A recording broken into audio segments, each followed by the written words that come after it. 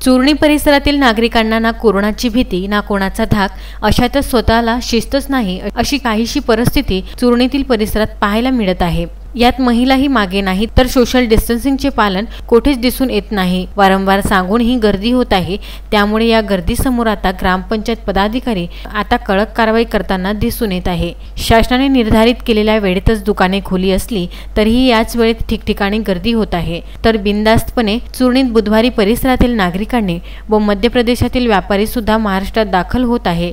यावरून असे लक्षात येते की मध्य प्रदेशातील व्यापाऱ्यांना कोणाचाच धाक नाही अशी परिस्थिती पाहायला मिळत आहे।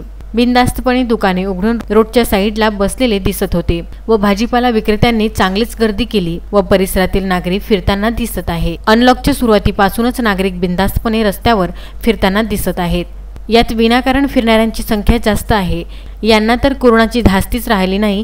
खरेदीच्या नावाखाली फिरणाऱ्या नागरिकांमध्ये शासनाने घालून दिलेल्या नियमाचे कुठेही पालन होताना दिसून येत नाही। नागरिकांसोबतच वाहनांचाही आता अडथळा होत आहे। ग्रामपंचायतीसमोर ठराविक वेळेत सातत्याने विनाकारण गप्प्याच्या मैफिलीत रंगलेले नागरिक दिसत आहे। आधीच होत असलेली गर्दी पाहता कोरोनाची धास्ती यांच्यात राहिलेली नाही असे चूरणी परिसरात वाटत आहे व मध्य प्रदेशातील नागरिक बिनधास्तपणे आपला धंदा करत आहे।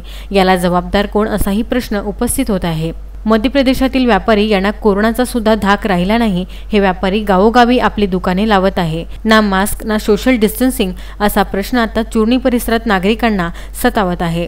स्थानिक ग्रामपंचायतने कडक कारवाई करायला पाहिजे असे चूरणी परिसरातील नागरिकांचे म्हणणे आहे व एक प्रकारच्या मध्य प्रदेशातील व्यापाऱ्यांची दादागिरी दिसून येत आहे। ना कोणाचा धाक ना कोणाची भीती असे चूरणी परिसरात वाटत आहे।